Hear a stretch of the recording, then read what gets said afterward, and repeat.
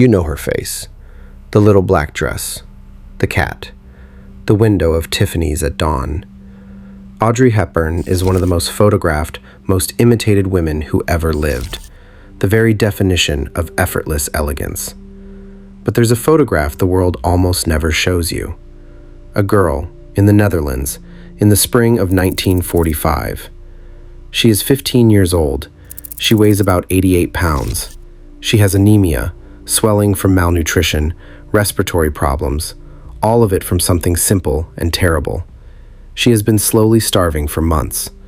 That girl and that movie star are the same person, and the distance between them is the real story. Because here's what almost nobody understands about Audrey Hepburn.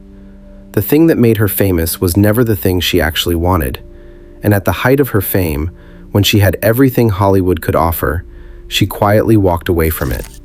The question is why? Stay with me, because the answer isn't what you think, and it begins in a war.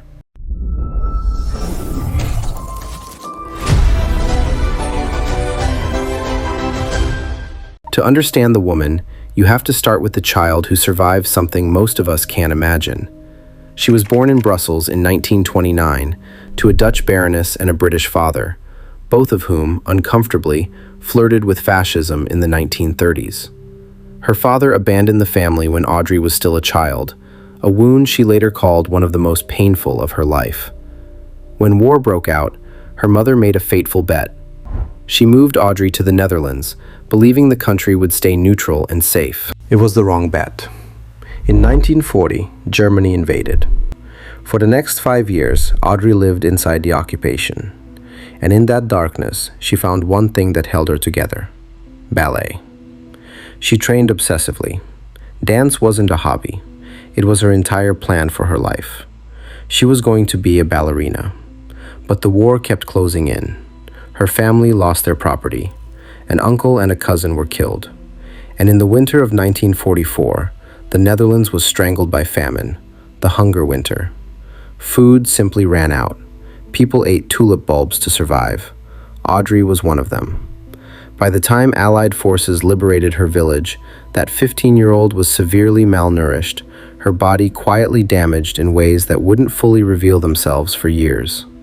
And here is where her first dream died. After the war, she chased the ballet ambition to London, studying under one of the most respected teachers in the world, Dame Marie Rambert. And Rambert told her the truth. She was talented, but she would never be a prima ballerina. She was too tall.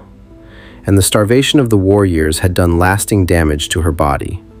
The thing she had trained her entire childhood for was simply not going to happen. Think about that. The war didn't just take her food and her safety.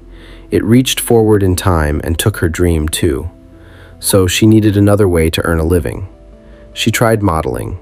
She took small parts in stage shows and minor films. Acting wasn't a passion. It was, honestly, a better-paying fallback for a young woman who needed money. And if you think the ballet rejection was her low point, watch what happens next, because it turns completely. In 1953, a director named William Wyler cast this relatively unknown girl in a film called Roman Holiday, and the world lost its mind over her.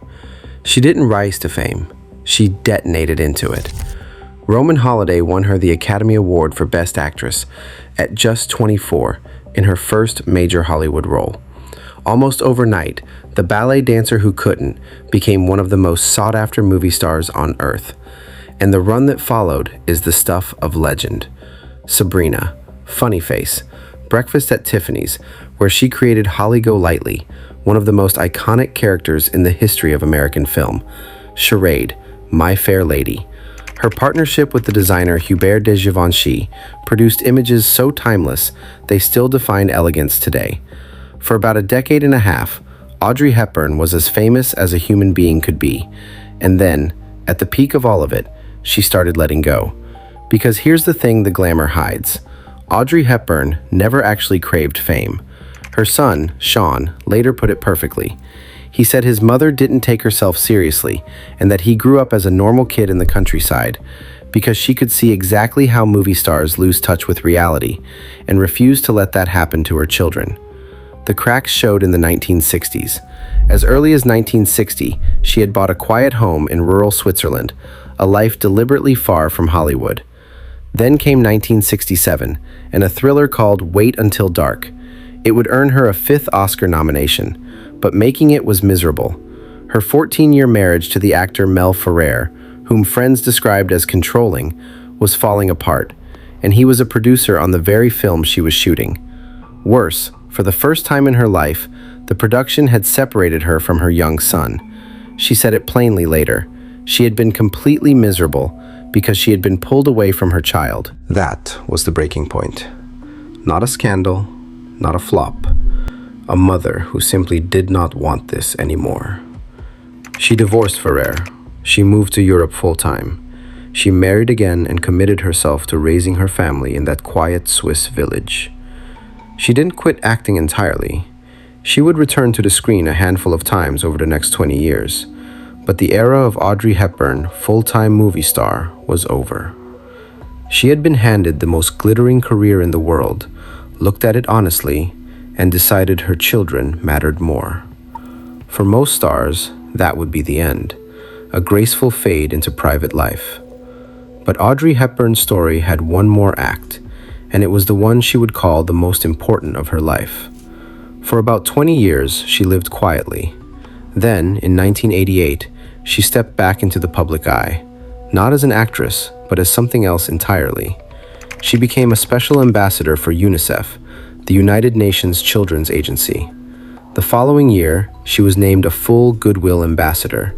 And to understand why a private, fame-averse woman suddenly chose to travel into the worst places on earth, you have to go back to that starving 15-year-old in the Netherlands. Because when the war ended, the organization that fed her, that gave her medical relief, that quite literally helped keep her alive, was the post-war relief effort that became UNICEF. She never forgot it. She said it directly.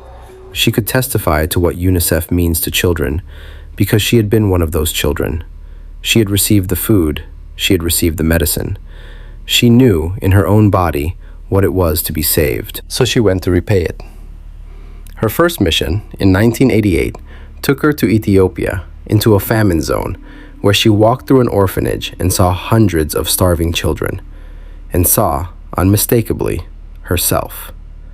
She came home and threw the full weight of her fame at the problem, giving as many as 15 interviews in a single day.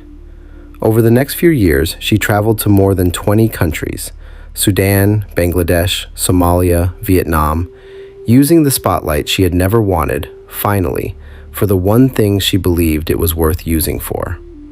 That is the answer to the question we started with. She didn't leave Hollywood because she fell, or failed, or was pushed. She left because fame, to her, was never the prize. It was a tool.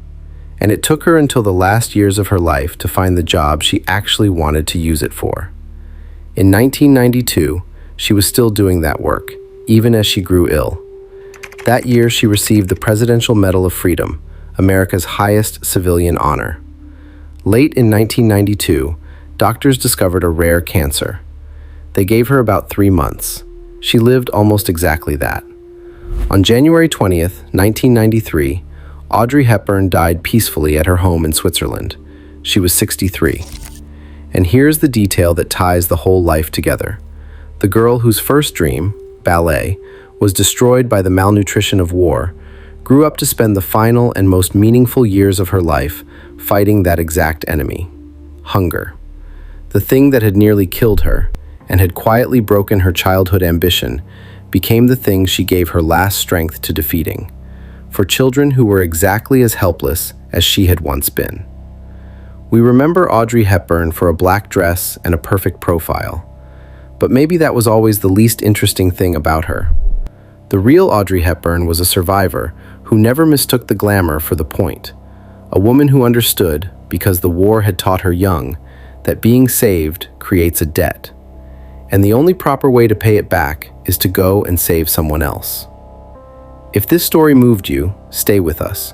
There are more lives like hers here, the famous faces and the stories behind them you were never told.